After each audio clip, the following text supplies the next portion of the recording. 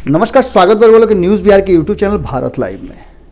लोकसभा के चुनाव से पहले अगर बिहार के बात रुआ लेके चलता नहीं तब बिहार में राजनीतिक रूप से काफ़ी गर्मी और उमस बढ़ गई बड़ुए। एक साथ साथ कहीं कहीं इतना संतुष्टि और इतना दल के लोग और दल के जो करता धरता बाड़े संतुष्ट नजर आवता रहे कि वह देख के आश्चर्य हुई। जहाँ एक तरफ पूरा तरह से माहौल गर्म बढ़ुए, वो ये दूसरा तरफ कुछ पार्टी इतना ज़्यादा संतुष्ट नजर आवता रहे कि ओकर कोनो जवाब ही नहीं है। वो संतुष्ट होखे वाला में से एगो दल बढ़ुए वीआईपी पार्टी, जहां महागठबंधन के अलग अलग दल में अलग अलग तरह के विवाद छिड़ल बढ़ुए, ओजा नवनिर्मित वीआईपी पार्टी पूरी तरह से संतुष्ट नजर आवत हुए।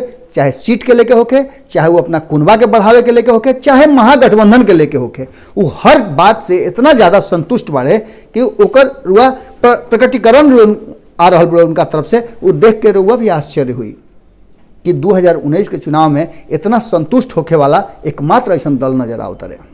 एक पीछे बहुत सारा कारण हो सकेला, या तो नया दल बाड़े राजनीतिक के लेकर के, चुनावी राजनीति के लेकर के वो अभी तक ले पहला उनका प्रयास बढ़ुए, ये भी कारण हो सकेला। दूसरा का कारण हो सकेला कि वो अंदर ही अंदर सब कुछ उनका साथ तय हो गई होके एकरा के लेकर संतुष्ट होकस। हालांकि मुकेश सहनी के लेके अंडर एस्टिमेट भी ना कल जा सकेला, ऐसे कि लगातार 2014 से भारतीय जनता पार्टी जो विश्व के सबसे बड़ पार्टी भी है, वो पार्टी के साथ अपना के लेके उनका चुनाव प्रचार से सक्रिय राजनीति तक ले वो अपना आँख से देखले बड़े और उनमें सहभागिता भी नहीं बोले बड़े, कई मंच साझा कर रहे। जब से वो महागठबंधन में आए बड़े, उस सबसे ज़्यादा उनका या वो मुकेश सहनी जो सन ऑफ मलाह के नाम से जाने जाले, या उनका पार्टी के लोग, सब लोग लवरेज बढ़ुए कि हमनी के प्रतिनिधित्व करे में सब तरह से टाइट बनी जा, फिट बनी जा। तो चाहे मुकेश सहनी की बात कर ली या उनकर राष्ट्रीय महासचिव छोटू सहनी की बात कर ली, छोटू सहनी भी लगातार एकदम खूंटा ठोक के कोनो बात कहता रहा।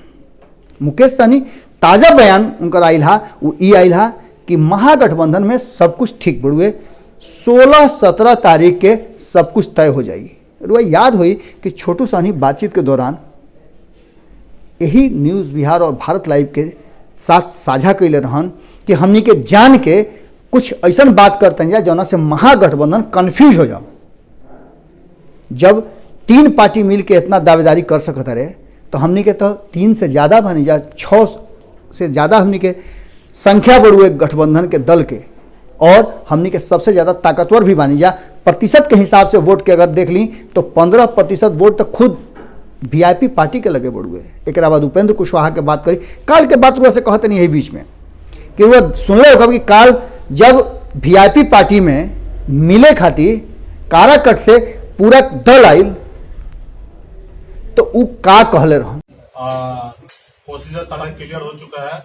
आज ही कल मीटिंग होने वाला था, लेकिन तेजस्वी जी को तबियत खराब रहने के कारण 1-2 दिन के अंदर में निश्चित तौर पे बैठ के हम लोग क्लियर कर लेंगे। सीट का क्वांटिटी क्लियर हो चुका है, सिर्फ कौन सा जगह पे किनको लड़ना है वो 2-3 दिन के अंदर में क्लियर हो जाएगा। 15 तारीख से पहले आप लोगों की लिस्ट में आ जाएगा। दरभंगा से चुनाव लड़ने वाले हैं आप? हमारी पार्टी लड़ेगा चुनाव बिहार में कई ऐसे लोकसभा क्षेत्र पे, और वो आप लोगों के बीच में समक्ष हम लोग बैठ के एक साथ में निर्णय ले लेंगे कौन सा लोकसभा क्षेत्र पे कौन सा पार्टी लड़ेगा। वो एक साथ में हम लोग महागठबंधन के सारे नेता बैठेंगे तो उसका जवाब आप लोग को देंगे। वीआईपी पार्टी कितने सीटों पर लड़ने जा रही है? तैयारी अच्छा सीट पे वीआईपी पार्टी चुनाव लड़ रही है, बहुत बढ़िया संख्या रहेगा। जो आप लोगों को पता चलेगा उस समय में ऐसा आप लोगों को चौंकाने वाला लगेगा कि इतना अच्छा सीट है। कितना?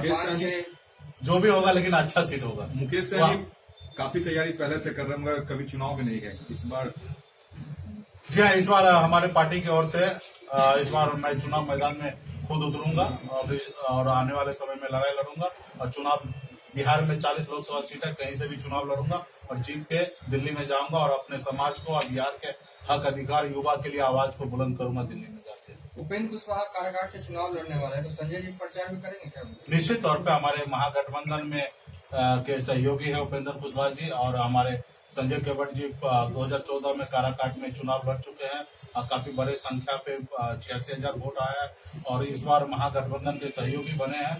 तो निश्चित तौर पर वीआईपी पार्टी के पदाधिकारी बने हैं तो उपेंद्र कुशवाहा जी के लिए मदद करेंगे। वो ये कहले कि मिलत तो जरूरी बाण वीआईपी में, लेकिन मदद काराकट में ही करी है उपेंद्र कुशवाहा के। एकरा मतलब उनका बात के ऐसे प्रमाणिकता भी सामने आवत रुए कि वीआईपी पार्टी पूरी तरह से महागठबंधन में पैक्ट बा, इंटैक्ट बढ़ुए और अंदर अंदर सब कुछ महागठबंधन में ठीक बढ़ुए। 16-17 के सीट शेयरिंग के फॉर्मूला तय हो जाई, एक बाद के कहाँ से लड़ी इस सब कुछ कागज पर बन गई बढ़ुए। इहो बात कहले है कि प्रशांत किशोरी कहता रहे कि देखे में महागठबंधन कागज पर तो बड़ा नजर आवत हुए, लेकिन जमीन पर स्थिति उनकर ठीक नहीं खे। एकर भी जवाब दिले बारे। एकर जवाब देते हुए मुकेश सहनी कहले है कि ई वक्त बताई और समय बताई, महागठबंधन पूरी तरह से पैक्ट बढ़ुए और एनडीए के बोहनी तक ना होके दी। जहाँ तक सीट शेयरिंग के समझौता के बात बढ़ुए, हर कोई इस बात के महागठबंधन में तैयारी कर चुकल बढ़ुए कि जे जहाँ से मजबूत बढ़ुए ओकर प्रत्याशी वजह से लड़ी, दल अलग बढ़ुए, दिल मिलल बढ़ुए। हमने के देखे वाला बात ही हुई कि महागठबंधन में जहाँ एक तरफ विवाद, रार और एक दूसरा से दूरी के बात हो रहा बढ़ुए, कभी जीतन राम मांझी के लेके, कभी और केहू के लेके, ओजा सन ऑफ मलाह मुकेश सहनी के बाद कितना प्रमाणिक बढ़ुए और 16-17 के का फैसला होते हुए। जुड़ा नहीं सब न्यूज़ बिहार और भारत लाइव के साथ, फिर कोनो खबर लेकर वालों के सामने हाजिर होकर। हमारे फेसबुक पेज को लाइक करें, ट्विटर पर फॉलो करें न्यूज़ बिहार लाइव, और साथ ही साथ हमारे यूट्यूब चैनल को सब्सक्राइब करें। सब्सक्राइब करने के बाद बेल आइकन दबाना ना भूलें। धन्यवाद।